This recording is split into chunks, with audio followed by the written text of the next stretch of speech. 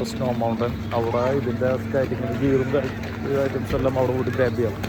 ചെറിയൊരു സ്മോൾ റെൻ്റുള്ളൂ. ഇവിടുന്ന് നമ്മൾ ചെയർ ലിഫ്റ്റ് കയറിയിട്ട് ടോപ്പിലേക്കിട്ട് അവിടെ നിന്ന് സ്കേറ്റ് ചെയ്ത് വേണം.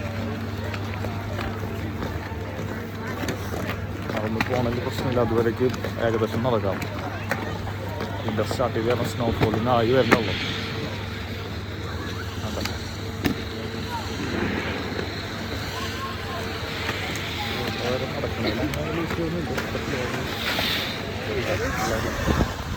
അവർ ഈ ലിഫ്റ്റിലേക്ക് ടോപ്പിൽ പോയിട്ട് അവിടുന്ന് ഈ ഗിയർ കാര്യങ്ങൾ കളക്ട് ചെയ്തിട്ട് സ്വന്തമായിട്ടുള്ളത് കൊണ്ടുവരാം, അല്ലെങ്കിൽ അവിടെ പോയിട്ട് നമുക്ക് കളക്ട് ചെയ്യാം. അവിടുന്ന് അങ്ങോട്ട് ഏറ്റവും ടോപ്പുണ്ട്. അവിടുന്ന് കുട്ടികളുടെ ഏരിയ, ചൈൽഡ് ഏരിയ. അപ്പോൾ ഇന്നലെ ഓഫായിരുന്നു. അവിടെ നിൽക്കും ഏറ്റവും ടോപ്പിന്ന് ആ ഭാഗത്തു നിന്നും വരാം, പിന്നെ ആ സൈഡിൽ നിന്നും വരാം. അവിടെ 2 ചെയർ ലിഫ്റ്റ് ഉണ്ട്, അവിടെ ഉണ്ട്, ഇവിടെ ഉണ്ട്.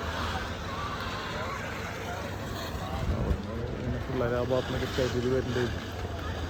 ഇതൊക്കെ നമുക്ക് അവിടെ പോയിട്ട് കളക്ട് ചെയ്യാം.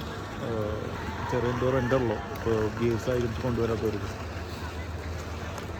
ഇവിടെ അക്കോമഡേഷൻ വളരെ എക്സ്പെൻസീവാണ്. അപ്പോൾ അവിടെ ചെറിയ മിനി റെസ്റ്റോറൻറ്റ് ഉണ്ട്. പിന്നെ അവിടെ ഗിയർ ഐറ്റംസ് കളക്ട് ചെയ്യാനുള്ളൊരു ഷോപ്പുണ്ട്. സ്വന്തമായിട്ട് ബൈ ചെയ്യാം, റെൻറ്റിന് എടുക്കാം. ഇപ്പോൾ ഹോളിഡേയ്സാണ്, അപ്പോൾ പിള്ളേർ വന്നേക്കാണ്.